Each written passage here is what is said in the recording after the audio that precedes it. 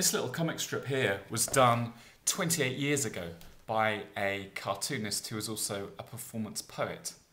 The guy's name, Phill Jupitus. Today he's a writer, a broadcaster, an actor, a comedian, and he still loves cartoons. So let's go meet him. Doodling for me, it would actually focus my attention. Right. If I'm doodling, then I'm thinking about something a lot more, with a lot more. I'm using. I don't know why. I don't know what it is. Maybe the doodling sort of distracts half of your brain. When I became self-employed, I sort of grew out of it. It's almost like I'm on my own time, and I know what I want to do now. Whereas it was a bit like when I was working for someone else, I needed a bit of me to be tangible. That's interesting.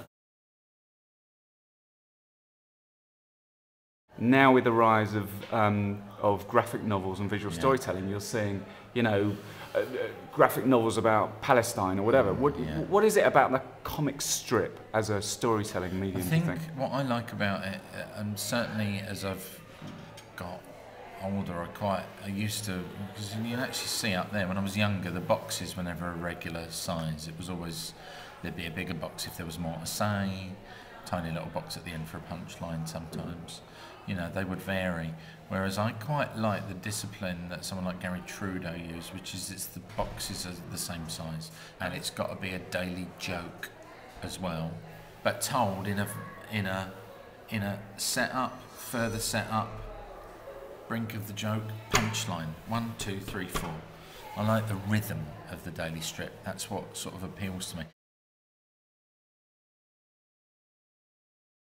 Why are you drawn to the cartoon, the work we see behind you, as a way to communicate ideas? I can do it in isolation, and it's take it or leave it. It's very uncompromising.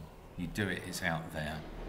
I'm not interested in. Once it leaves my drawing board, I'm not really bothered in how it's taken because I know what I intended. So.